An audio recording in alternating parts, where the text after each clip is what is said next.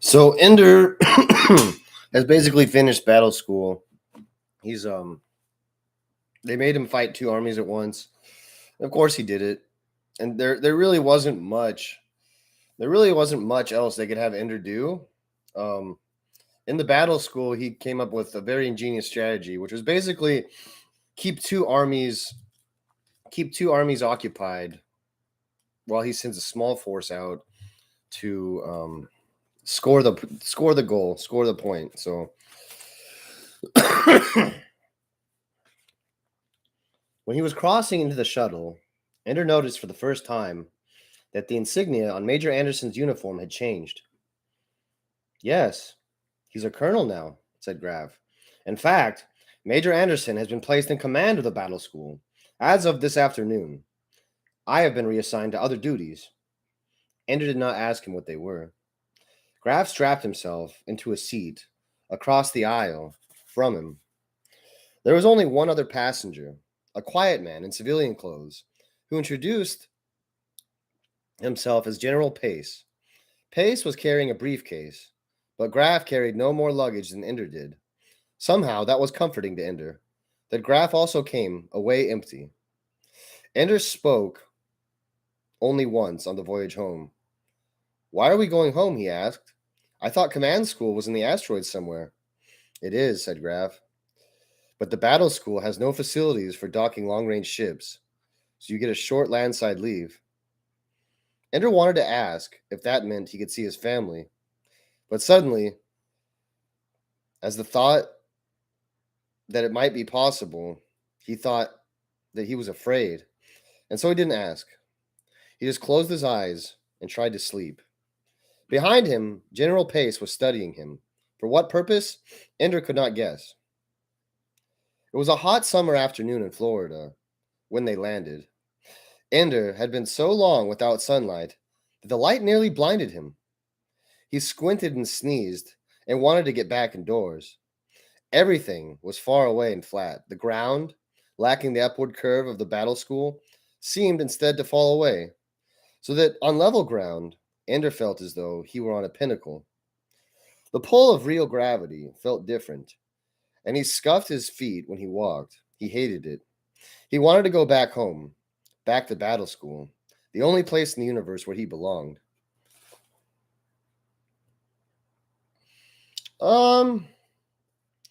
When I left basic training, I guess I didn't feel that at all. It was not a happy place. It was not a happy place at all. I was so delighted to be out of there.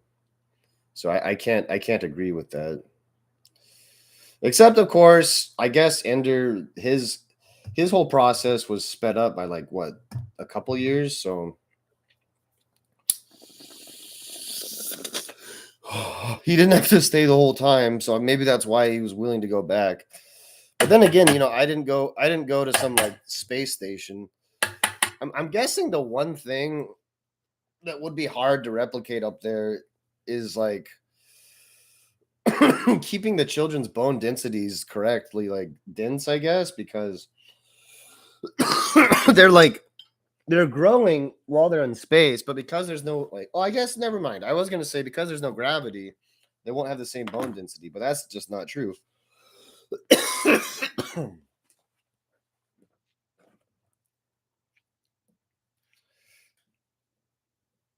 I mean,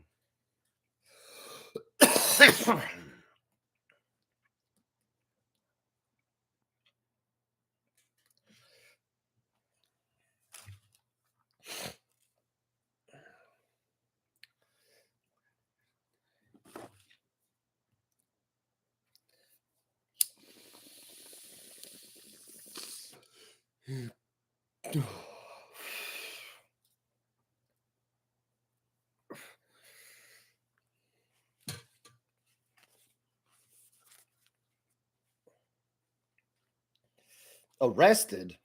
Well, it's a natural thought. Pace is the head of the military police. There was a death at the battle school. They didn't tell me whether Colonel Graff was being promoted or court-martialed, just transferred, with orders to report to the Polemark. Is it good or is it bad? Who knows? On one hand, Ender Wiggin not only survived, he passed the threshold. He graduated in dazzlingly good shape. You have to give old Graff credit for that. On the other hand, there's the fourth passenger on the shuttle, the one traveling in a bag. Only the second death in the history of the school. At least it wasn't a suicide this time. How is murder better, Major Imbu? It wasn't murder, Colonel. We have it on video from two angles. No one can blame Ender. But they might, Graff. They might blame Graff. After all this is over, the civilians can rake over our files and decide what was right and what was not. Give us medals where they think we did right. Take away our pensions and put us in jail when they decide we were wrong. At least they had the good sense not to tell Ender that the boy died. It's the second time, too. They didn't tell him about Stilson either? The kid is scary. Ender Wiggin isn't a killer. He just wins. Thoroughly. If anybody's going to be scared, it'll be the buggers. Makes you almost feel sorry for him, knowing Ender is going to be out there coming after the buggers. The only one I feel sorry for is Ender. But not sorry enough to suggest they ought to let him up on him. I just got access to the material that Graff's been getting all this time. About the fleet movements, that sort of thing. I used to sleep easy at night. Time's getting short? I shouldn't have mentioned it. I can't tell you secure the information. I know. Let's leave it at this. They didn't get him to command school a day too soon. And maybe a couple years too late.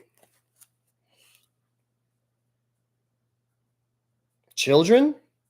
Brother and sister.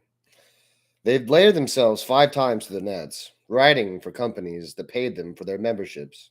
That sort of thing. Devil of a time tracking them down. What are they hiding? Could be anything. The most obvious thing to hide, though, is their ages. The boy is 14 and the girl is 12. Which one is D?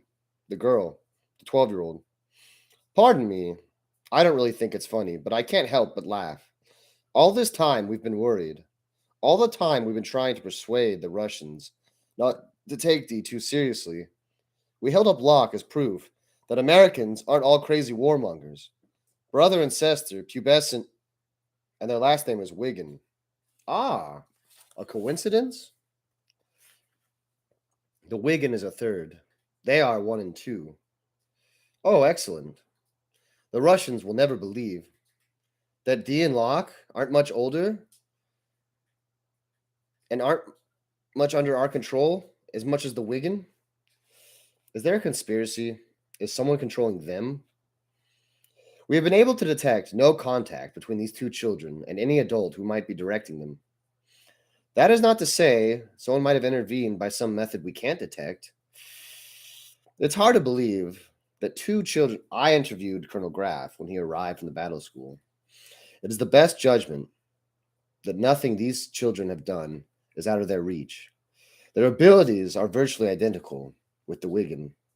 Only their temperaments are different. What surprised him, however, was the orientation of the 2 personas. D is definitely the girl, but Graff says the girl was rejected for battle school because she was too pacific, too conciliatory, and above all, too empathetic. Definitely not D. And the boy has the soul of a jackal. Wasn't it Locke that was recently praised as the only truly open mind in America? It's hard to know what's really happening, but Graff recommended, and I agree, that we should leave them alone, not expose them.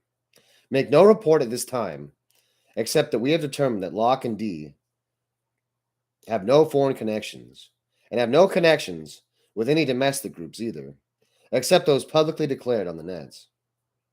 In other words, give them a clean bill of health. I know D seems dangerous, in part because he or she has such a wide following, but I think it's significant that the one of the 2 of them whom is most ambitious has chosen the moderate, wise persona, and they're still just talking. They have influence, but no power. In my experience, influence is power. If we ever find them getting out of line, we can easily expose them. Only in the next few years. The longer we wait, the older they get, and the less shocking it is to discover who they are. You know what the Russian troop movements have been. There's always the chance that D is right, in which case, we'd better have D around. All right, we'll show them the clean for now, but watch them. And I, of course, have to find ways of keeping the Russians calm.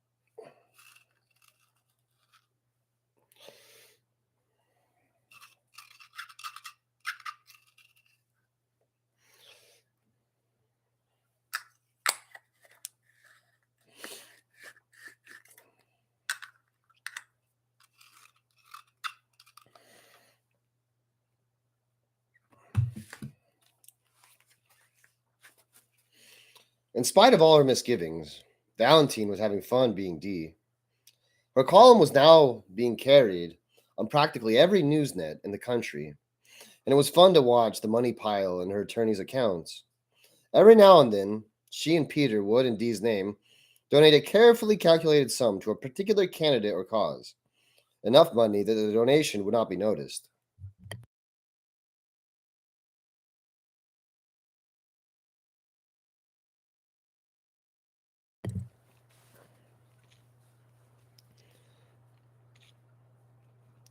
But not so much that the candidate would feel she was trying to buy a vote. She was getting so many letters now that her newsnet had hired a secretary to answer certain classes of routine correspondence for her. The fun letters from national and international leaders, sometimes hostile, sometimes friendly, always diplomatically trying to pry into D's mind. Those she and Peter read together, laughing in delight sometimes that people like this were writing to children and didn't know it. Sometimes, though, she was ashamed. Father was reading D regularly. He never read Locke, or if he did, he never said anything about it. At dinner, though, he would often regale them with some telling points D had made in the day's column. Peter loved it when Father did that. See? It shows that the column man is paying attention. But it made Valentine feel humiliated for Father. If he ever found out that all this time I was writing in the columns he told us about, and that I didn't even believe half the things I wrote, he would be angry and ashamed. At school, she once nearly got them into trouble when her history teacher assigned the class to write a paper contrasting the views of D and Locke as expressed in two of their early columns. Valentine was careless and did a brilliant job of analysis. As a result, she had to work hard to talk the principal out of having her essay published on the very newsnet that carried D's column. Peter was savage about it. You write too much like D now. You can't get published. I should kill D now. You're getting out of control. If he raged about that blunder, Peter frightened her still more when he was silent. It happened when D was invited to take part in the President's Council on Education for the Future, a blue ribbon panel that was designed to do nothing but do it splendidly. Valentine thought Peter would take it as a triumph, but he did not. Turn it down, he said. Why should I? She asked. It's no work at all. And they even said that because of D's well known desire for privacy, they would net all the meetings. It makes D into a respectable person, and you love it that you got there before I did. Peter, it isn't you and me, it's Dee and Locke. We made them up. They aren't real. Besides, this appointment doesn't mean they like Dee better than Locke. It just means that Dee has a much stronger base of support. You knew he would. Anointing him pleases a large number of Russian haters and chauvinists. It isn't supposed to work this way. Locke was supposed to be the respected one. He is. Real respect takes longer than official respect, Peter. Don't be angry at me because I've done well with the things you told me to do. But he was angry for days, and ever since he had left her to think through all of her own columns instead of telling her what to write. He probably assumed that this would make the quality of Dee's columns deteriorate, but if it did, no one noticed. Perhaps it made him even angrier that she never came to him weeping for help. She had been Dee too long to need anyone to tell her what Dee would think. And as her correspondence with other politically active citizens grew, she began to learn things, information that simply wasn't available to the general public. Certain military people who corresponded with her dropped hints about things without meaning to, and she and Peter put them together to build up a fascinating and frightening picture of the Warsaw Pact activity. They were indeed preparing for war, a vicious and bloody earthbound war. Dee wasn't wrong to suspect that the Second Warsaw Pact was not abiding by the terms of the League. And the character of Dee gradually took on a life of its own. At times, she found herself thinking like Dee at the end of the writing session, agreeing with the ideas that were supposed to be calculated poses. And sometimes she read Peter's Locke essays and found herself annoyed at his obvious blindness to what was really going on. Perhaps it's impossible to tear an identity without becoming what you pretend to be. She thought of that, worried about it for a few days, and then wrote a column using it as a premise to show that politicians who toadied to the Russians in order to keep the world peace would inevitably end up subservient to them in everything. It was a lovely bite at the party in power, and she got a lot of good mail about it. She also stopped being frightened at the idea of becoming, to a degree, Dee. He's smarter than Peter, and if I ever give him credit for it, she thought. Graf was waiting for her after school. He stood leaning on his car. He was in civilian clothes, and he had gained weight. She didn't recognize him at first, but he beckoned to her, and before he could introduce himself, she remembered his name. I won't write another letter, she said. I should never have written that one. You don't like medals then, I guess. Not much. Come for a ride with me, Valentine. I don't ride with strangers. He handed her a paper. It was a release form, and her parents had signed it. I guess you're not a stranger. Where are we going? To see a young soldier who was on Greensboro and leave. She got in the car. Ender's only 10 years old, she said. I thought you told me he'd be eligible for leave when he was 16. We skipped a few grades. So he's doing well? Ask him when you see him. Why me? Why not the whole family? Graf sighed. Ender sees the world in his own way. We had to persuade him to see you. As for Peter and your parents, he was not interested. Life at the battle school was intense. What do you mean he's gone crazy? On the contrary, he's the sanest person I know. He's sane enough to know that his parents are not particularly eager to reopen a book of affection that was closed tightly 4 years ago. As for Peter, he didn't even suggest a meeting, so we didn't have a chance to tell us to go to hell. They went out Lake Brant Road and turned off just past the lake, following a road that wound up and down until they came to a white clapboard mansion that sprawled along the top of a hill. It looked over Lake Brant on one side and a 5-acre private lake on the other. This is the house that Medley's Misty Ribbers built, said Graf. The IF picked it up in a tax sale about 20 years ago. Ender insisted that his conversation with you should not be bugged. I promised him it wouldn't be, and help inspire confidence. The two of you are going on a raft he built himself. I should warn you, though, I intend to ask you questions about your conversation when it is finished. You don't have to answer, but I hope you will. I didn't bring a swimming suit. We can provide one. One that isn't bugged. At some point, there must be trust. For instance, I know who Dee really is. She felt a thrill of fear run through her, but said nothing. I've known since I landed from the battle school. There are perhaps 6 of us in the world who know his identity, not counting the Russians. God only knows what they know. But Dee has nothing to fear from us. Dee can trust our discretion, just as I trust Dee not to tell Locke what's going on here today. Mutual trust. We tell each other things. Valentine couldn't decide whether it was Dee they approved of or Valentine Wigan. If the former, she could not trust them. If the latter, then perhaps she could. The fact that they did not want her to discuss this with Peter suggested that perhaps they knew the difference between them. She did not stop to wonder whether she herself knew the difference anymore. You said he built the raft? How long has he been here? 2 months. We meant his leave to last only a few days, but you see, he doesn't seem interested with going on with his education. Oh, so I'm therapy again.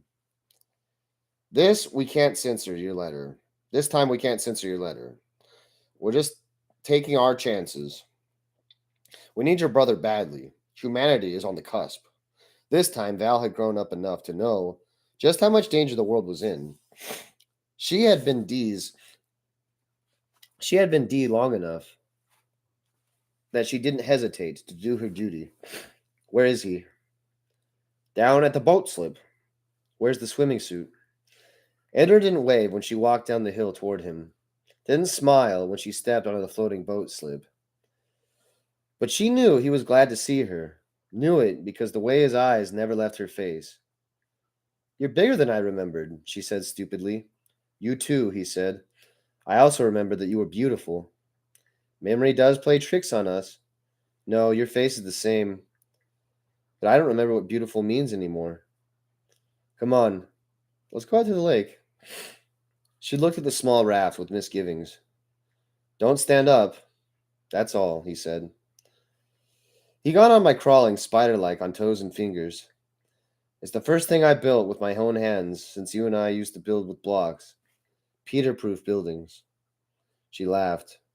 They used to take pleasure in building things that would stand up to even a lot of the obvious when a lot of the obvious supports have been removed. Peter, in turn, liked to remove a block here or there, so that the structure would be fragile enough that the next person to touch it would knock it down. Peter was an ass, but he did provide some focus to their childhood. Peter's changed, she said. Let's not talk about him, said Ender. All right. She crawled onto the boat, not as deftly as Ender. He used a paddle to maneuver them slowly towards the center of the private lake. She noticed aloud that he was sunbrowned and strong. The strong part comes from the battle school. The sunbrowning comes from the lake. I spend a lot of time on the water. When I'm swimming, it's like being weightless. I miss being weightless. Also, when I'm here on the lake, the land slopes up in every direction, like living in a bowl. I've lived in a bowl for 4 years. So we're strangers now, aren't we, Valentine? No, she said. She reached out and touched his leg. Then suddenly she squeezed his knee hard, where he'd always been most ticklish. But almost at the same moment, he caught her wrist in his hand. His grip was very strong, and even though his hands were smaller than hers, and his own arms were slender and tight, for a moment he looked dangerous. When he relaxed, he said, "Oh yes," he said, "you used to tickle me." Not anymore, she said, taking her hand back. Want to swim? In answer, she dropped herself over the side of the raft. The water was clear and clean, and there was no chlorine in it. She swam for a while, then returned to the raft and lay on it in the hazy sunlight. A wasp circled her, then landed on the raft beside her head. She knew it was there, and ordinarily would have been afraid of it, but not today. Let it walk on this raft. Let it bake in the sun, as I am doing. Then the raft rocked, and she turned to see Ender calmly. crushing the life out of the wasp with one finger. These are a nasty breed, Ender said. They sting you without waiting to be insulted first. He smiled. I've been learning about preemptive strategies. I'm very good. No one ever beat me. I'm the best soldier they ever had. Who would expect less, she said. You're a Wigan. Whatever that means, he said. It means that you're going to make a difference in the world. And she told him what Peter and her were doing. How old is Peter? 14? Already planning to take over the world? He thinks he's Alexander the Great. And why shouldn't he? Why shouldn't you be too? We can't both be Alexander. Two faces of the same coin, and I am the metal in between. Even as she said it, he wondered if it was true. She had shared so much with Peter these last few years that even when she thought she despised him, she understood him. While Ender had been only a memory till now, a very small, fragile boy who needed her protection. Not this cold-eyed, dark-skinned manling who kills wasps with his fingers. Maybe he and Peter and I are all the same, and have been all along. Maybe we only just thought we were different from each other out of jealousy. The trouble with coins is, when one face is up, the other face is down. And right now you think you're down. They want me to encourage you to go on with your studies. They aren't studies, they're games, all games, from beginning to end. Only they change the rules whenever they feel like it. He held out a limp hand. See the strings? But you can use them too. Only if they want to be used. Only if they think they're using you. No, it's too hard. I don't want to play anymore. Just when I start to be happy, just when I think I can handle things, they stick me with another knife. I keep having nightmares now that I'm here. I dream I'm in the battle room. Only instead of being weightless, they're playing games with gravity. They keep changing its direction, so I never end up on the wall I launched for. I never end up where I meant to go, and I keep pleading with them just to let me get to the door, and they won't let me out. They keep sucking me back in. She heard the anger in his voice and assumed it was directed at her. I suppose that's what I'm here for, to suck you back in. I didn't want to see you. They told me.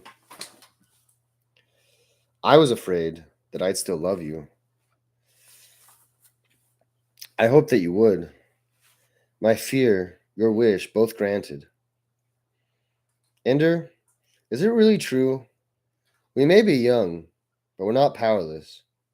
We play by their rules long enough, and it becomes our game, she giggled. I'm on a presidential commission. Peter is so angry. They don't let me use the nets. There isn't a computer in the place, except the household machines that run the security systems and the lighting. Ancient things, installed back a century ago, when they made computers that didn't hook up with anything. They took away my army.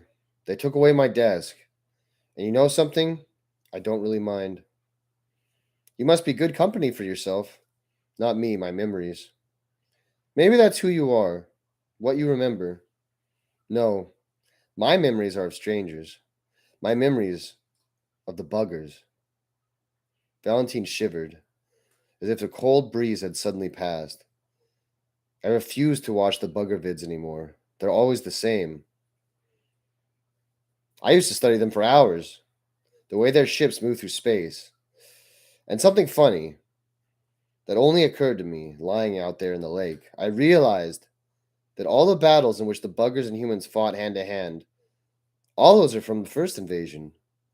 All the scenes from the second invasion, when our soldiers are in the IF uniforms, in those scenes the buggers are always already dead, lying there, slumped over their controls. Not a sign of struggle or anything.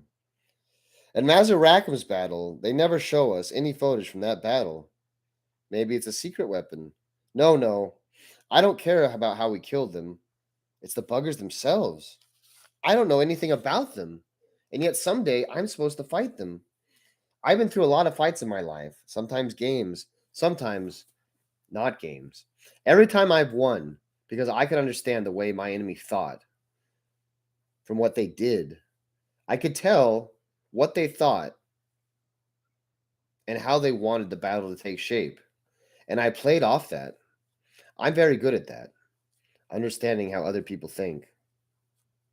The curse of the Wigan children, she joked, but it frightened her.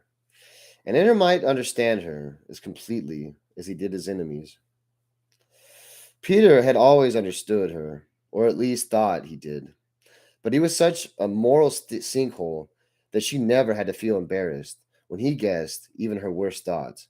But Ender, she did not want him to underestimate her. It would make her naked before him. She would be ashamed. You don't think you can beat the buggers unless you know them. It goes deeper than that. Being here alone, with nothing to do, I've been thinking about myself too. Nothing to understand why I hate myself so badly. No, Ender. Don't tell me no, Ender. It took me a long time to realize that I did. But believe me, I did. Do. And it came down to this. In the moment when I truly understand my enemy, understand him well enough to defeat him, then in that very moment, I also love him. I think it's impossible to really understand somebody, what they want, what they believe, and not love them the way they love themselves. And then in that very moment, when I love them, you beat them. For a moment, she was not afraid of his understanding. No, no, you don't understand. I destroy them. I make it impossible for them ever to hurt me again. I grind them and grind them until they don't exist. Of course you don't. And now the fear came again, worse than before. Peter has mellowed, but you've been made into a killer. Two sides of the same coin, but which side is which? I've really hurt some people, Val. I'm not making this up. I know, Ender. How will you hurt me? See what I'm becoming, Val? He said softly. Even you are afraid of me. And he touched her cheek softly, and so gently that she wanted to cry. Like the touch of his soft baby hand when he was still an infant. She remembered that, the touch of his soft and innocent hand, how it felt on her cheek. I'm not, she said, and in a moment it was true. You shouldn't be. No, I shouldn't. You're going to shrivel up if you stay in the water. Also, the sharks might get you. He smiled. The sharks learned to leave me alone a long time ago. He pulled himself onto the raft, bringing a wash of water across it as it tipped. It was cold on Valentine's back. Ender, Peter's going to do it. He's smart enough to take the time it takes, and he's going to win his way into power. If not right now, then later. I'm not sure yet whether it'll be a good thing or a bad thing. Peter can be cruel, but he knows the getting and keeping of power. And there are signs that once the bugger war is over, and maybe even before it ends, the world will collapse into chaos again. The Russian Empire is on its way to the hegemony before the first invasion. If they try for it afterward, so even Peter might have a better alternative. You've been discovering some of the destroyer in yourself, Ender. Well, so have I. Peter didn't have a monopoly on that, whatever the testers thought. And Peter has some of the builder in him. He isn't kind, but he doesn't break every good thing he sees anymore. Once you realize that power will always end up with the sort of people that crave it, I think there are worse people who could have it than Peter. With that strong recommendation, I could vote for him myself. Sometimes it seems absolutely silly that a 14-year-old boy and his kid sister are plotting to take over the world. She tried to laugh. It wasn't funny. We aren't just ordinary children, are we? None of us.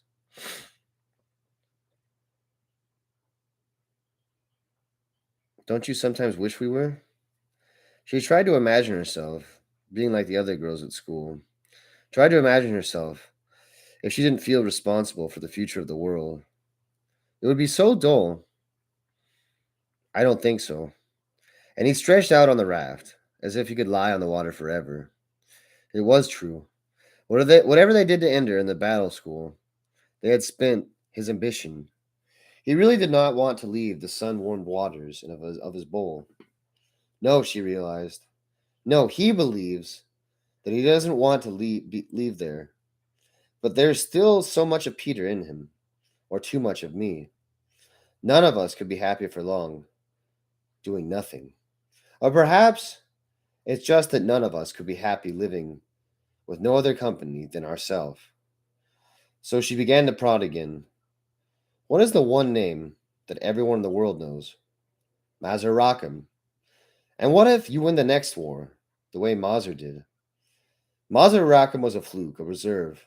Nobody believed in him. He just happened to be in the right place at the right time. But suppose you do it. Suppose you beat the buggers, and your name is known the way Mazar name is. Let somebody else be famous. Peter wants to be famous. Let him save the world. I'm not talking about fame, Ender. I'm not talking about power either. I'm talking about accidents. Just like the accident that Mazar happened to be the one that was there when somebody had to stop the buggers. If I'm here, said Ender, then I won't be there. Somebody else will. Let them have the accident. His tone of weary unconcern infuriated her.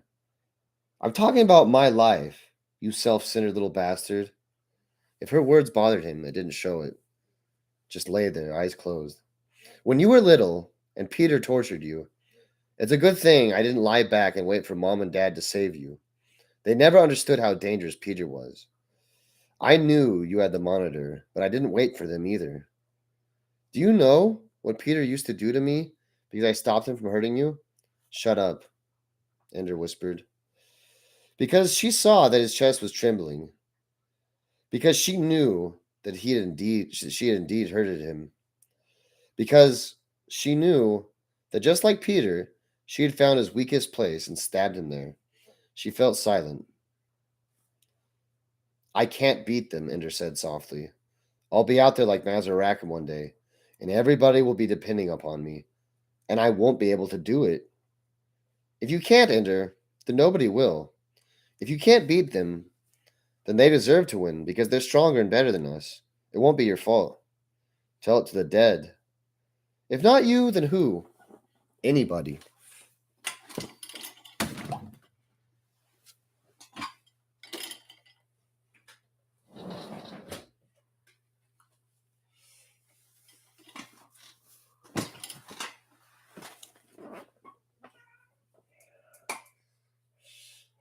Yes, Henry, yes.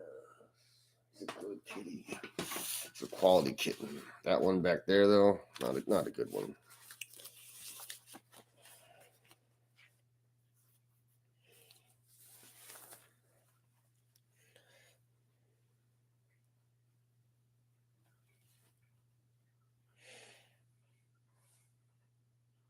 Nobody, Ender. I'll tell you something. If you lose, it isn't your fault. But if you don't try and we lose, then it's all your fault. You killed us all. I'm a killer no matter what. What else should you be? Human beings didn't evolve brains in order to lie around on legs. Killing's the first thing we learned. And a good thing we did, or we'd be dead, and the tigers would own the earth. I could never beat Peter, no matter what I did or said. I never could. So it came back to Peter. He was years older than you and stronger. So were the buggers. She could see his reasoning, or rather, his unreasoning. He could still win all he wanted, but he knew in his heart that there was always someone who could destroy him. He always knew he had not really won, because there was Peter, undefeated champion. You want to beat Peter, she said. No, he answered. Beat the buggers. Then come home and see who notices Peter Wiggin anymore. Look at him in the eye. When all the world loves and reveres you, that'll be defeat in his eyes, Ender. That'll show, Peter, that you have won. You don't understand, he said. Yes, I do. No, you don't. I don't want to beat Peter. Then what do you want? I want him to love me. She had no answer. As far as she knew, Peter didn't love anybody. Ender said nothing more, just lay there and lay there. Finally, Valentine, the sweat dripping off of her, the mosquitoes finally beginning to hover as dusk came on, took one final dip in the water, and began to push the raft to the shore. Ender showed no sign that he knew what she was doing, but his irregular breathing told her that he was not asleep. When they got to the shore, she climbed onto the dock and said, "I love you, Ender, more than ever, no matter what you decide." He didn't answer. He doubted. She doubted that he believed her. He walked back up the hill, savagely angry at them for making her come to Ender like this. For she had, after all, done just what they wanted. She had talked Ender into going back into his training, and he wouldn't soon forgive her for that. Ender came in the door, still wet from his last drip in the lake. It was dark outside, and dark in the room where Graf waited for him. "Are we going now?" asked Ender. "If you want to," said Graf. "When?" "When you're ready." Something very clever about the pacing of this. I had forgotten that Ender had killed the Stiltson boy, the 6-year-old boy at the beginning. Ender's 10 now. He killed a 6-year-old when he was 6, and he did like a finishing move on him, and he ground his leg into paste or something. And it's really quite clever because you don't see Valentine for that entire for a couple of years, so it makes sense. And then Ender's even I hurt people, and Valentine's like, I know, but Ender doesn't know that he killed 2 people, and if he did, if Ender ever found out about that, he would just be ruined, I think, instantly. I did say earlier that the whole D and Locke arc between Peter and Valentine, that whole arc, I did say before, it was kind of like it felt like a post-credit scene, basically setting up sequels for the future. But in actuality, it provides the backdrop to war, I think, because what's nice about having these kids basically be the hero here is for example, I read a Russian, I read a book about the Russian involvement in the Great War, and it doesn't start off at the beginning. All right, it's so difficult to start off at the beginning because there's always this continuous chain. You go what came first, the chicken or the egg? Basically, that's the deal, right? Whenever you look at anything, what there were the Tories, and then there was something else way back then, and nowadays those are basically like the precursors to everything we have today.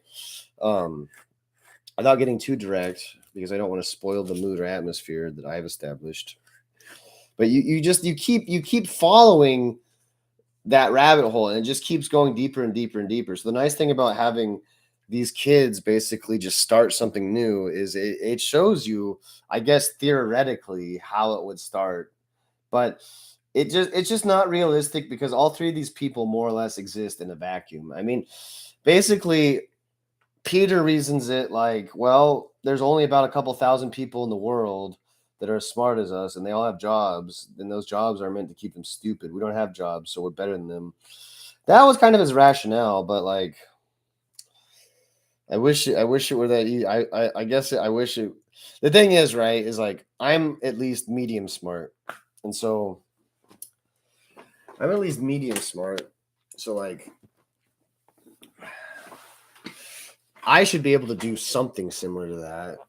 I mean, I don't know.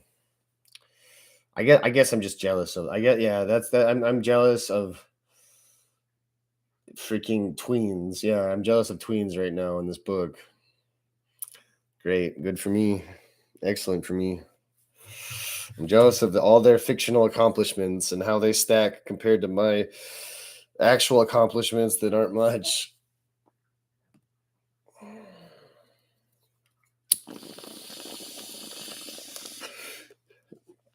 Maybe I can finish this today.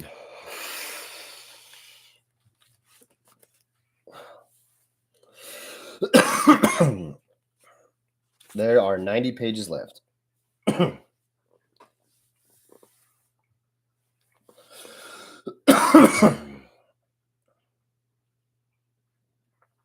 Ender showered and dressed. He was finally used to the way civilian clothes fit together, but he still didn't feel right without a uniform or a flash suit. I'll never wear a flash suit again, he thought. That was the battle school game, and I'm through with that. He heard the crickets chirping madly in the woods. In the near distance, he heard the crackling sound of a car driving slowly on gravel. What else should he take with him? He had read several. Yeah, I look different, don't I? Thank you. I was afraid it made me look Hispanic. My face looks kind of like long now. Well, in the cell phone camera, my face looks like it's okay. Thank you.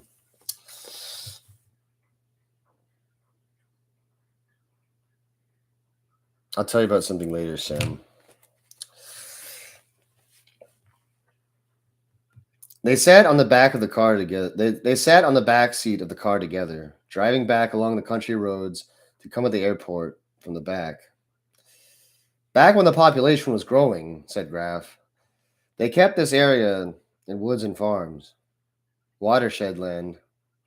The rainfall here starts a lot of rivers flowing and a lot of underground water moving around. The earth is deep, and right to the heart, it's alive, Ender. We people only live on the top, like the bugs that live on the scum of the still water near the shore. Ender said nothing.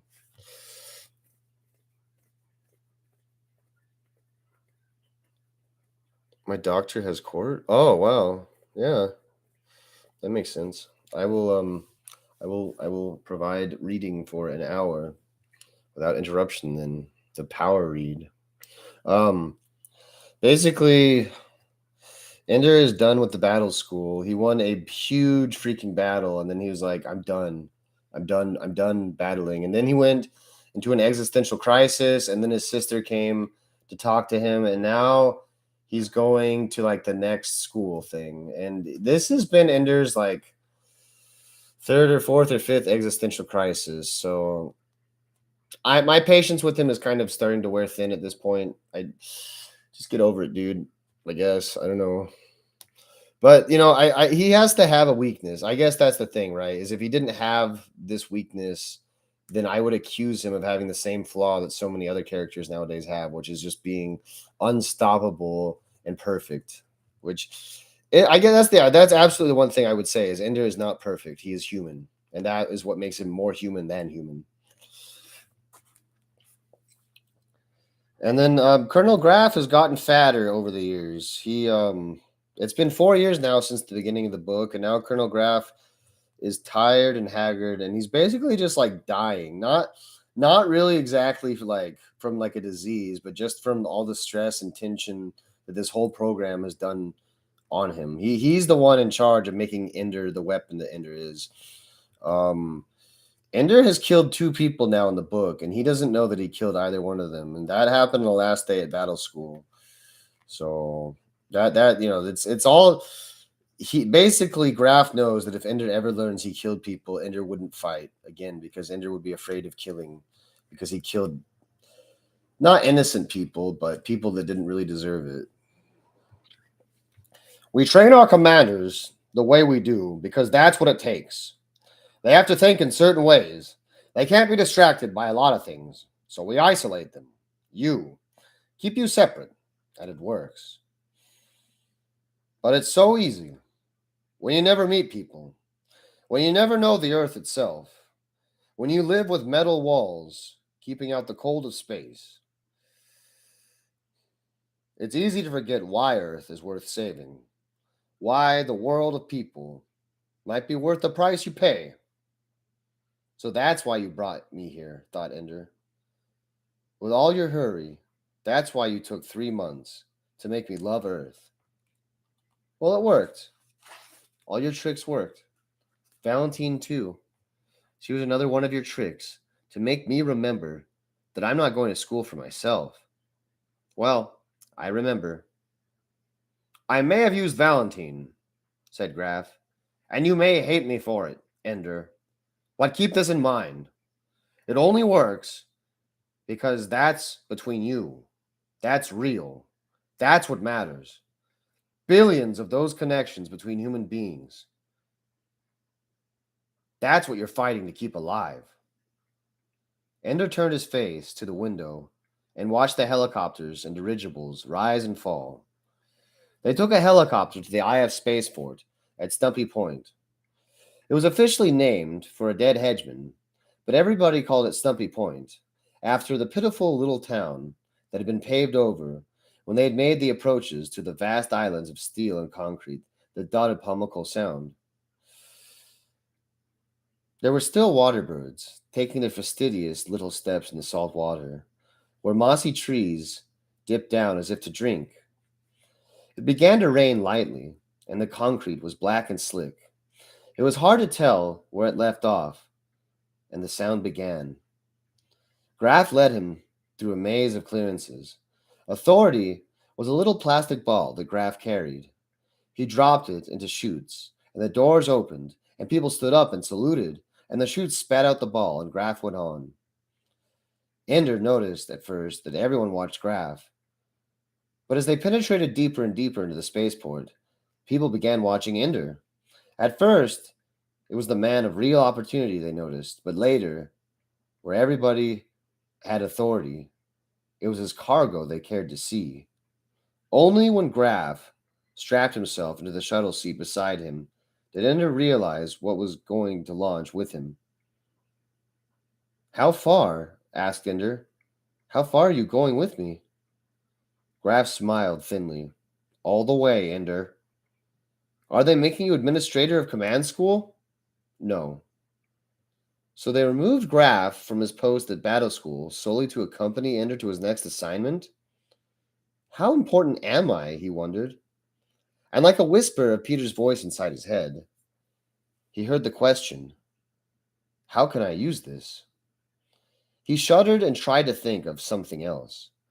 Peter could have fantasies about ruling the world, but Ender didn't have them. Still, thinking back on his life in battle school, it occurred to him that although he never sought power, he always had it. But he decided that it was a power born of excellence, not manipulation. He had no reason to be ashamed of it. He never, except perhaps with Bean, used his power to hurt someone. And with Bean, things had worked well after all. Bean had become a friend, finally, to take the place of the lost ally, who in turn took the place of Valentine. Valentine, who was helping Peter in his plotting. Valentine, who still loved Ender no matter what had happened. And following that train of thought led him back to Earth, back to the quiet hours and the center of the clear water ringed by a bowl of tree-covered hills. That is the Earth, he thought. Not a globe thousands of kilometers around, but a forest with a shining lake, a house hidden at the crest of the hill, high in the trees, a grassy slope leading upward from the water, fish leaping and birds strafing to take the bugs that lived at the border between water and sky. Earth was the constant noise of crickets and the wind and birds, and the voice of one girl who spoke to him out of his far-off childhood, the same voice that had once protected him from terror, the same voice that he would do anything to keep alive, even return to school, and leave Earth behind again for another 40 or 4,000 years, even if she loved Peter more. His eyes were closed, and he had not made any sound but breathing. Still, Graf reached out and touched his hand across the aisle. Ender stiffened in surprise, and Graf soon withdrew. For a moment, Ender was struck with the startling thought that perhaps Graf felt affection for him. But no, it was just another calculated gesture. Graf was creating a commander out of the little boy. No doubt, Unit 17 in the course of studies included an affectionate gesture from the teacher. The shuttle reached the IPL satellite in only a few hours. Interplanetary Launch was a city of 3,000 inhabitants, breathing oxygen from the plants that had also fed them, drinking water that had already passed through their bodies 10,000 times, living only to service the tugs that did all the ox work in the solar system, and the shuttles that took their cargoes and passengers back to Earth or the Moon. It was a world where, briefly, Ender felt at home, since its floors were sloped upwards, as they did in the battle school. Their tug was fairly new. The IF was constantly casting off its old vehicles and purchasing the latest models. It had just brought a vast load of drawn steel processed by a factory ship that was taking apart minor planets in the asteroid belt. The steel would be dropped to the moon, and now the tug was linked to 14 barges. Graf dropped his ball into the reader again, however, and the barges were uncoupled from the tug. It would be making a fast run this time, to a destination of Graf's specification, not to be stated until the tug had been chosen from the IPL. "It's no great secret," said the tug's captain. "Whatever the destination's unknown, it's for the ISL." By analogy with the IPL, Ender decided the letters meant interstellar launch. "Then it's time, isn't it?" "Where then?" "IF Command." "I don't have security clearance to know where that is, sir." "Your ship knows," said Graf. "Just let the computer have a look at this, and follow the course it plots." He handed the captain the plastic ball. "And I'm supposed to close my eyes during the whole voyage, so I don't figure out where we are?" "Oh, no, of course not. IF Command is on the minor planet Eros, which should be about 3 months away from here at highest possible speed, which is the speed you'll use, of course." "Eros? But I thought the buggers burned that to a radioactive—" "Ah, when did I receive security clearance to know this?" "You didn't. So when we arrive at Eros, you will undoubtedly be assigned to permanent duty there." The captain understood immediately and didn't like it. "I'm a pilot, you son of a bitch, and you got no right to lock me up on a rock.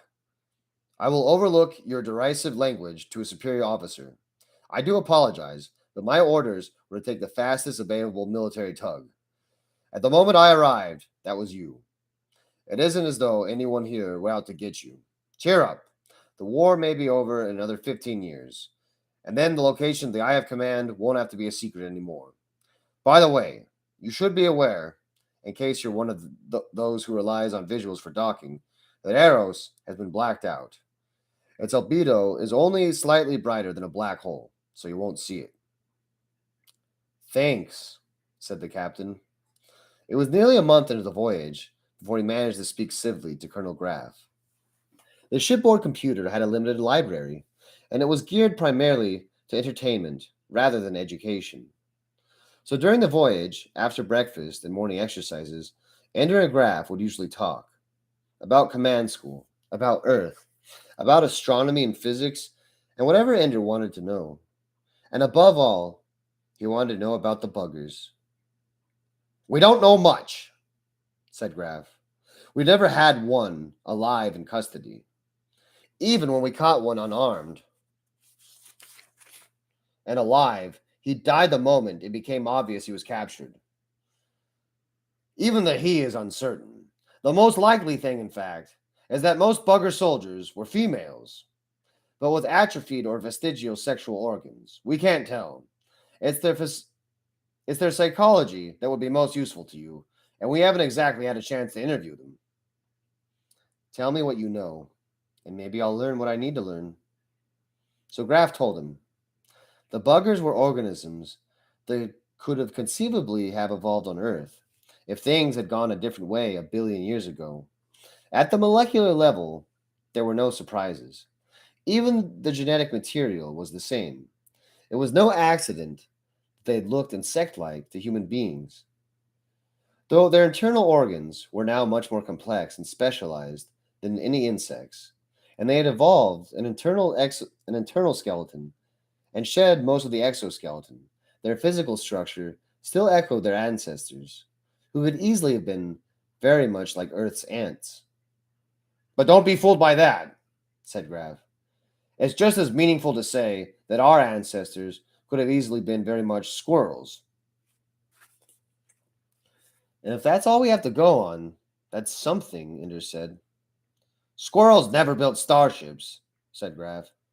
There are usually a few changes on the way from gathering nuts and seeds to harvesting asteroids and putting permanent research stations on the moons of Saturn. The buggers could probably see about the same spectrum of light as human beings, and there was artificial lighting in their ships and ground installations. However, their antennae seemed almost vestigial. There was no evidence from their bodies that smelling, tasting, or hearing were particularly important to them. Of course, we can't be sure, but we can't see the way they could have used the sound for communication. The oddest thing of all is that they also don't have any communication devices on their ships. No radios, nothing that could transmit or receive any kind of signal. They communicate ship to ship. I've seen the videos. They talk to each other. True, but body to body, mind to mind, is the most important thing we learn from them. Their communication, however they do it, is instantaneous. Light speed is no barrier. When Mazarakam defeated their invasion fleet, they all closed up shop at once. There was no time for a signal. Everything just stopped. Ender remembered the videos of uninjured buggers lying dead at their posts. When we knew that was possible, we knew then that it was possible to communicate faster than light. That was 70 years ago. And once we knew what could be done, we did it. Not me, mind you. I wasn't born then. How is it possible? I can't explain philodic physics to you. Half of it nobody understands why. What matters is we built the Ansible. The official name is philodic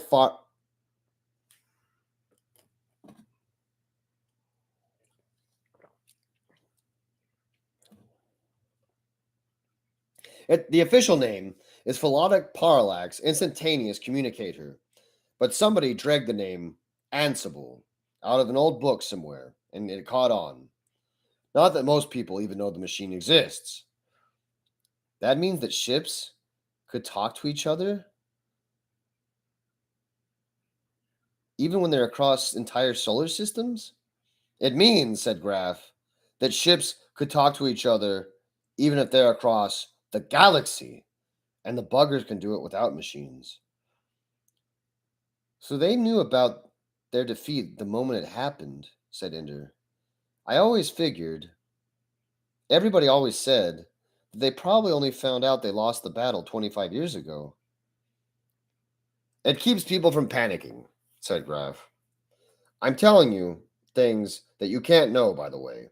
If you're ever going to leave, I have command before the war's over. Ender was angry. If you know me at all, you know I can keep a secret. It's regulation. People under 25 are assumed to be a security risk. It's still very unjust to a good many responsible children, but it helps narrow the number of people who might let something slip. What's all the secrecy for, anyway? Because we've taken some terrible risks, Ender, and we don't want to have every net on Earth second-guessing those decisions. You see, as soon as we had a working Ansible, we tucked it into our best starships and launched them to attack the buggers' home systems. Do we know where they are? Yes. So we're not waiting for the third invasion? We are the third invasion. We're attacking them? Nobody says that. Everybody thinks we have a huge fleet of warships waiting in the comet belt. Not one. We're quite defenseless here. What if they've sent a fleet to attack us? Then we're dead. But our ships haven't seen such a fleet. Not a sign of one. Maybe they gave up and they're planning to leave us alone. Maybe. You've seen the videos. Would you bet the human race on the chance of them giving up and leaving us alone? Ender tried to grasp the amounts of time that had gone by. And the ships have been traveling for 70 years? Some of them, and some of them for 30 years, and some for 20. We make better ships now. We're learning how to play with space a little better. But every starship that is not still under construction is on its way to a bugger world or outpost. Every starship, with cruisers and fighters tucked into its belly, is out there approaching the buggers, decelerating because they're almost there. The first ships we sent to the most direct objectives, the most recent ships to the closer ones. Our timing was pretty good. They'll all be arriving in combat range within a few months of each other. Unfortunately, our most primitive, outdated equipment will be attacking their homeworld. Still, they're armed well enough. We have some weapons the buggers never saw before. When will they arrive? Within the next 5 years, Ender. Everything is ready at IF command. The Master Ansible is there, in contact with all our invasion fleets. The ships are all working, ready to fight. All we lack, Ender, is the battle commander. Someone who knows what the hell to do with those ships when they get there. And if no one knows what to do with them, we'll just do our best with the best commander we can get. Me, thought Ender. They want me to be ready in 5 years. Colonel Graff, there isn't a chance I'll be ready to command a fleet in time. Graff shrugged. So, do your best. If you aren't ready, we'll make do with what we've got. That eased Ender's mind, but only for a moment. Of course, Ender, what we've got right now is nobody. Ender knew that this would not. Wow.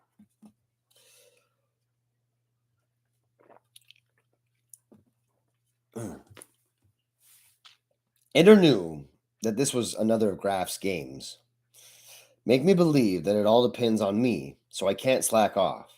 So I push myself as hard as possible. Game or not, though, it might also be true. And so he could work as hard as possible. It was what Val had wanted him to do. 5 years. Only 5 years until the fleet arrives. And I don't know anything yet. I'll only be 15 in 5 years, Ender said. Going on 16, said Graff. It all depends on what you know. Colonel Graff, he said. I just want to go back and swim in the lake. After we win the war, said Graff, or lose it, we'll have a few decades before they get back here to finish us. The house will be there, and I promise you can swim to your heart's content. But I'll still be young. I'll still be too young for security clearance. We'll keep you under armed guard at all times.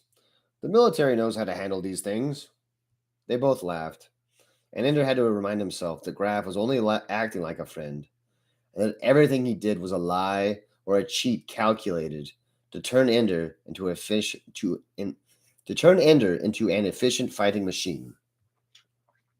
I'll become exactly the tool you want me to be, said Ender silently. But at least I won't be fooled into it. I'll do it because I choose to, not because you tricked me, you sly bastard. The tug reached Eros before they could see it.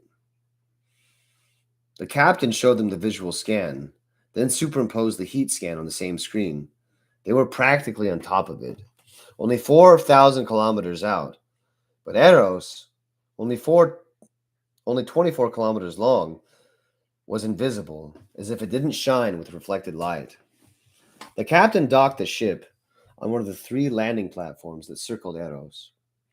It could not land directly, because Eros had enhanced gravity, and the tug, designed for towing cargoes, could never escape the gravity well. He bade them an irritable goodbye, but Ender and Graff remained cheerful. The captain was bitter at having to leave his tug. Ender and Graff felt like prisoners finally paroled from jail. When they boarded the shuttle that would take them to the surface, they repeated perverse misquotations of lines from the videos that the captain had endlessly watched, and laughed like madmen. The captain grew surly and withdrew by pretending to go to sleep. Then, almost as an afterthought, Ender asked Graff one last question. Why are we fighting the buggers? I've heard all kinds of reasons, said Graff. Because they have an overcrowded system, and they've got to colonize. Because they can't stand the thought of another intelligent life form in the universe. Because they don't think we are intelligent life. Because they have some weird religion. Because they watched our old video broadcast and decided we were hopelessly violent. All kinds of reasons. What do you believe? It doesn't matter what I believe. I want to know anyways. They must talk to each other directly, Ender, mind to mind. What one thinks, another one can also think. What one remembers, another can also remember. Why would they ever develop language? Why would they ever learn to read and write? How would they know what reading and writing were if they saw them, or signals, or numbers, or anything that we use to communicate? This isn't just a matter of translating from one language to another. They don't have a language at all. We used every means we could think of to communicate with them, and they didn't even have the machinery to know we were signaling. And maybe they've been trying to think to us, but they can't understand why we don't respond. So the whole war is because we can't talk to each other? If the other fellow can't tell you a story, you can never be sure if he's trying to kill you. What if we left them alone? Ender, we didn't go to them first. They came to us. If they were going to leave us alone, they could have done it 100 years ago, before the first invasion. Maybe they didn't know we were intelligent life. Maybe. Ender, believe me, there's a century of discussion on this very subject. Nobody knows the answer. When it comes down to it, though, the real decision is inevitable. If one of us has to be destroyed, let's make damn sure we're the ones alive at the end. Our genes won't let us decide any other way. Nature can't evolve a species that hasn't a will to survive. Individuals might be bred to sacrifice themselves, but the race as a whole can never decide to cease to exist. So if we can, we'll kill every last one of the buggers. And if they can, they'll kill every one last one of us. As for me, said Ender, I'm in favor of surviving. I know, said Graf. That's why you're here. Oh, I gotta pop my shoulder back into the socket.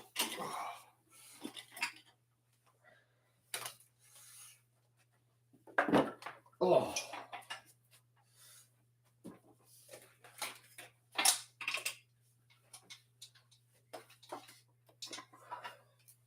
Hello, Salem. You beautiful vixen, Salem. You beautiful vixen.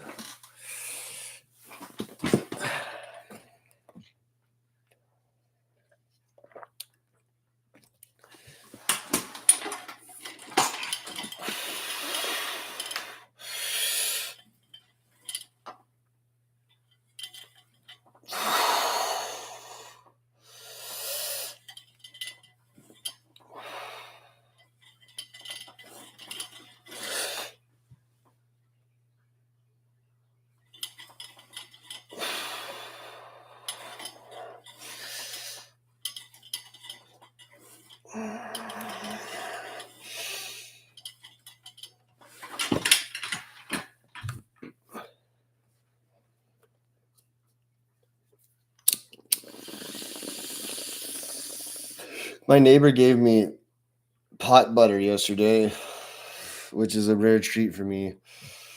I wasn't expecting the consistency. It was a little bit off-putting, but it did the trick. I was reading yesterday and I forgot what I was doing, so I just stood at the camera and started like muttering to myself, and then I remembered the camera was on. So I went back to reading. It was pretty good. I'll have to tell him about it.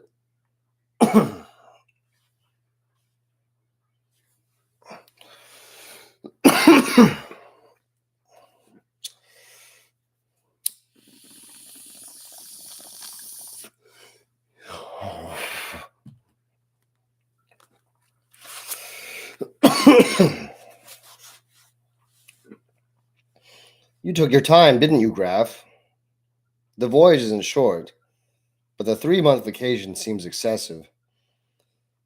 I prefer not to damn.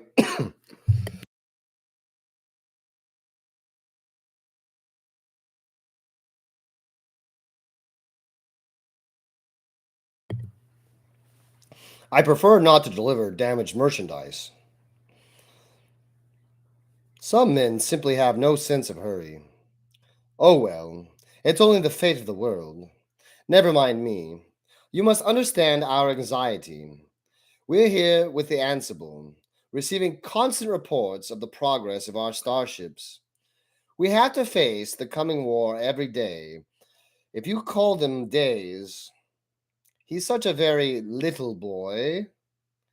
There's a greatness in him, a magnitude of spirit. A killer's instinct, too, I hope. Yes. We've planned out an impromptu course of study for him, all subject to your approval, of course. I'll look at it. I don't pretend to know the subject matter, Admirable Cham. I'm only here because I know Ender. So don't be afraid that I'll try to second guess the order of your presentation. Only the pace. How much can we tell him? Don't waste his time on the physics of interstellar travel. What about the Ansible? I already told him about that and the fleets. I said they would arrive at their destination within 5 years. It seems there's very little left of us. It seems there's very little left for us to tell him. You can tell him about the weapon systems. He has to know how to make intelligent decisions. Ah, we can be useful after all. How very kind. We devoted one of the 5 simulators to his exclusive use. What about the others? The other simulators? The other children? You were brought here to take care of Ender Wiggin. Just curious. Remember, they were all my students at one time or another. And now they are all mine. They are entering into the mysteries of a fleet. Colonel Graff, to which, as a soldier, you have never been introduced. You make it sound like a priesthood. And a god. And a religion. Even those of us who command by Ansible know the majesty of flight along the stars. I can see you find my mysticism distasteful. I assure you that your distaste only reveals your ignorance. Soon enough, Ender Wiggin will also know what I know. He will dance the grateful ghost dance through the stars, and whatever greatness there is within him will be unlocked, revealed, set forth before the universe for all to see. You have the soul of a stone, Colonel Graff, but I sing to a stone as easily to another singer. You may go to your quarters and establish yourself. I have nothing to establish except the clothing I'm wearing. You own nothing? They keep my salary in an account somewhere on Earth. I've never needed it, except to buy civilian clothes on my vacation. A non-materialist. And yet you are pleasantly and yet you are unpleasantly fat. A gluttonous aesthetic. Such a contradiction. When I'm tense, I eat. Whereas when you're tense, you spout solid waste. Like you, Colonel Graff, I think we shall all get along. I don't care much, Admiral Cham. I came here for Ender, and neither of us came here for you. That is the first time I've ever read the word gluttonous. I think, at least in these novels that I've been reading. Thousands of pages, and this is the first time the word came up. I would know. Glutton has come up though. Glutton is far more common of a word than gluttonous. By nearly fivefold at least. But I like it because it's a word that I don't know, few people use.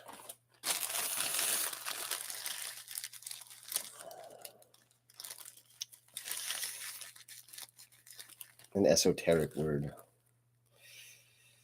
with a dark connotation.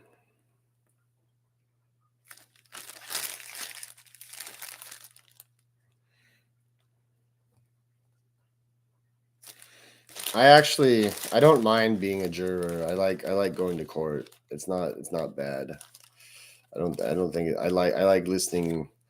I like listening to other people's business. Completely like, yeah. I like it's like Jerry Springer, except the stakes are high. The stakes are pretty fucking high. But I'm all but in order to balance like that sort of like gossipy sort of like badness about me, like me going there, like I am the devil's advocate though. I'm always on the bad guy's side because I don't know, someone has to be, I guess. Someone has to be, at least a little bit, at least for a little bit, at least for a second, because I just know that one day I'm gonna fuck up, and then maybe I'll be there, maybe I won't. But I don't want 12 people looking at me and saying like, okay, I want to go home. Let's just send this guy to jail, because that would be the scariest thing in the world. I don't think anything could be worse than that. I think going if the judge was just like, you suck, go to jail, I'd be like, okay, fuck you, judge. But if it was just 12 regular people that sent me to jail, I'd be like, man. Oh wow, that's great. Yeah, that wow. That's well, it keeps you like aware of what's around your like in your surroundings too. It makes you aware because like I guess that's the one thing the government doesn't fuck up is sometimes the truth gets out. I get okay, never mind. They mess it up all the time. No, they screw that up all the time. But at least in court, sometimes the truth gets out. And that it's just like, whoa. Yeah, when you find those revelations. Um The only I think the thing that's really keeping people away from it though is like I've been watching some higher profile cases, which I will not mention, or I had watched them, and like even for these huge nation sweeping cases, the audio visual, the mics, the video, whatever, like the quality of it was just abysmal. Of like systems that were probably put in the early like 2000s, early 2000s, probably I think. And it's just like, man, but like I guess that's just it's another authentic touch, I guess, because I mean I would rather have that than like wacky transitions and like extreme close-ups of like the defendant when he has to react. You know, I'd rather have not enough than too much for sure, because it would be easy to get carried away with that. But like there's this really like strange fascination because like the comments of these channels have like this really weird energy, and it's like this thirst. It's like this fuck this thirst.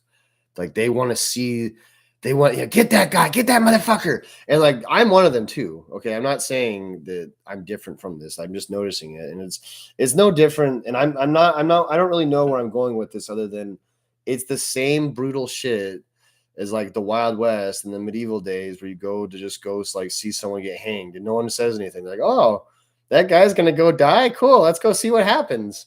Like, oh, we can see someone die. That's great. Like, I feel like because I mean, you can feel that's even one thing through the even through like it basically looks like the criminals have all spit on layers of the screen, like the camera, and it's like so foggy, but you can feel the tension in the courtroom. That's the one thing that like that translates so well. I guess that's why I like watching it. The whole time it's so tense. Like even if they don't act like it, even if they act like it's business as usual, it's still there.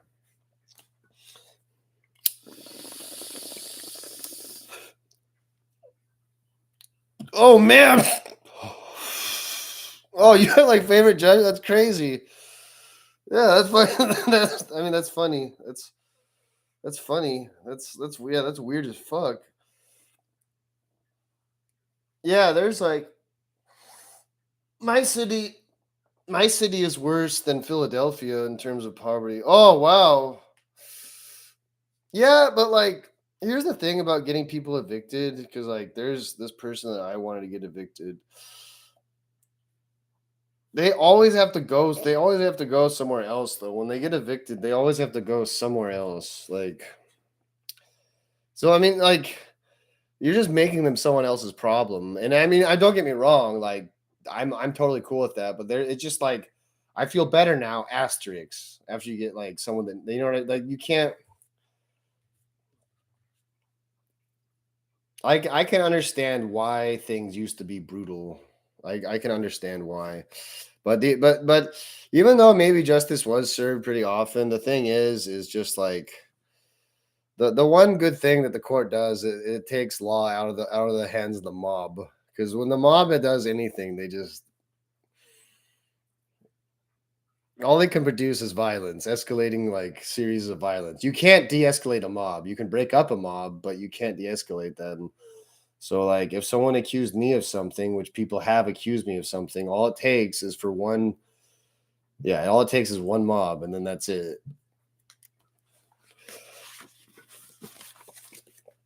The mob. Yeah, domestic violence. I there is probably I heard that there was a bunch of domestic violence during the lockdown. There probably still is. I mean, I can tell you this: with as poor as everyone is right now, for me, it seems like I don't know a lot of relations are frayed.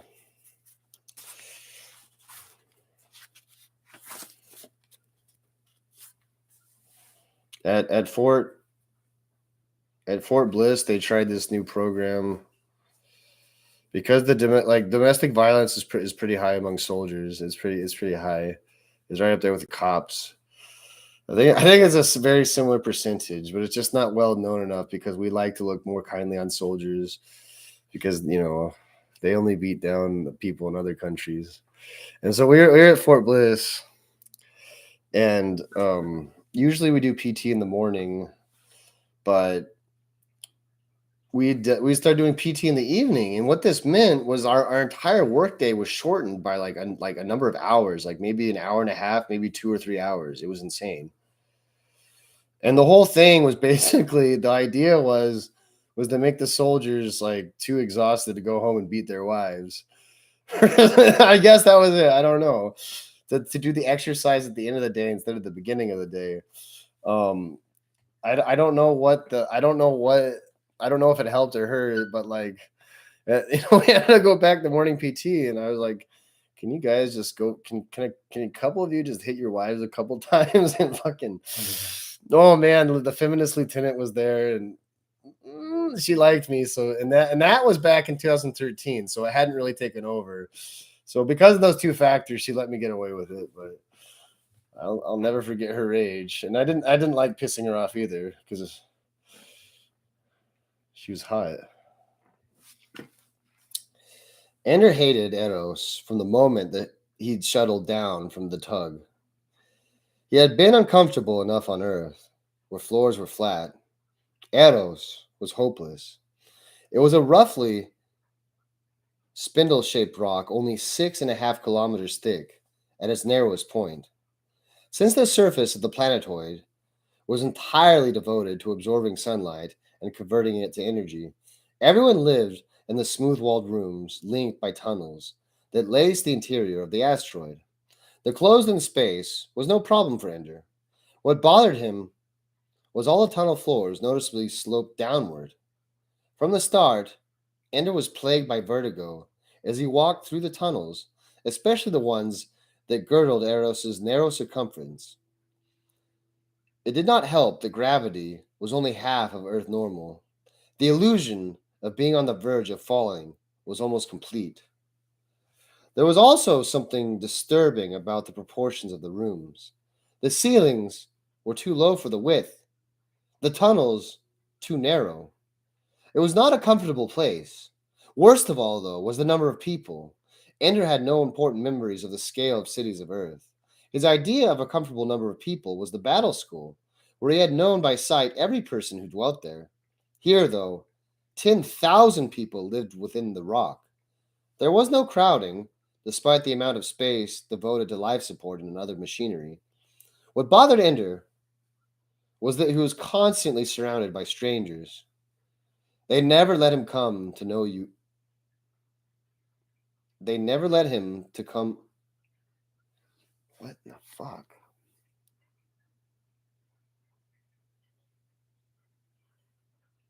They never let him come to know anyone.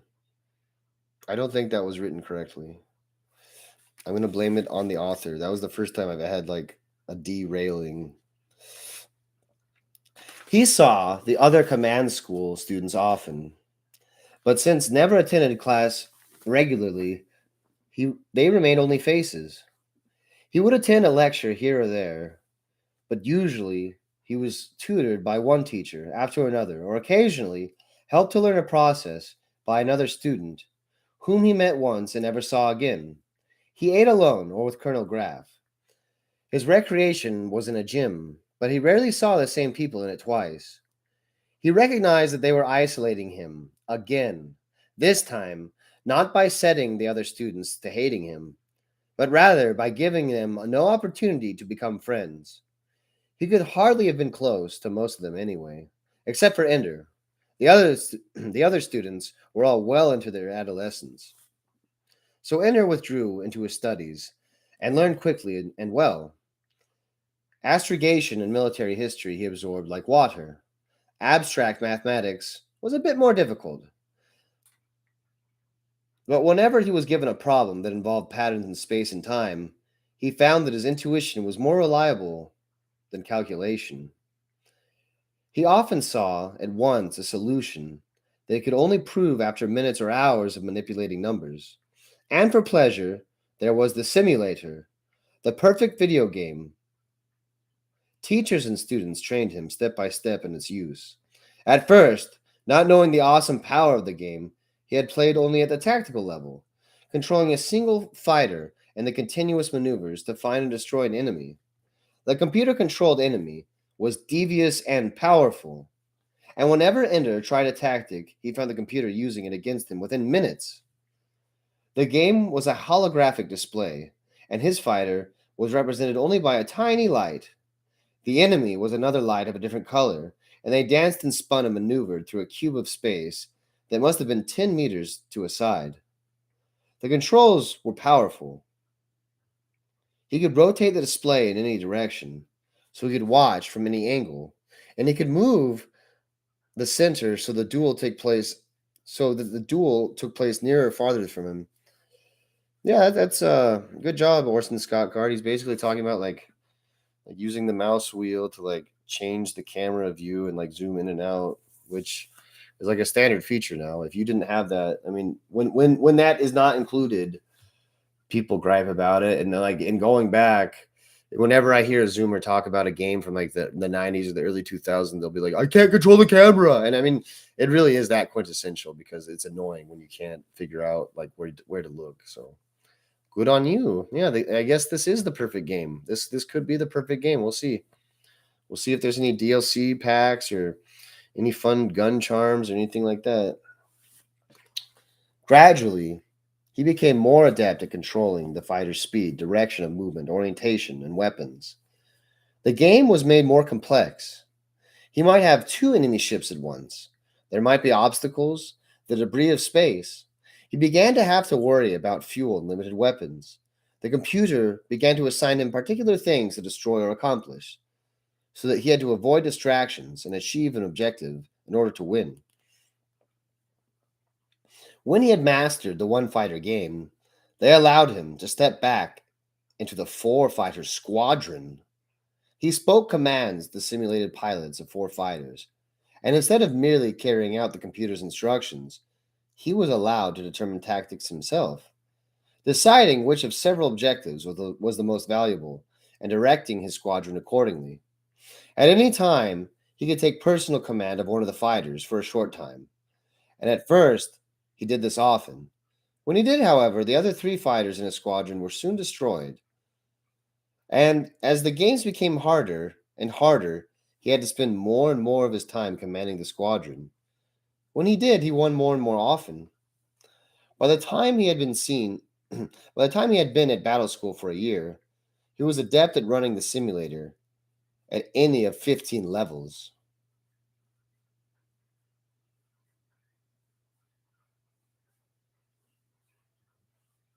Okay, I'll do that.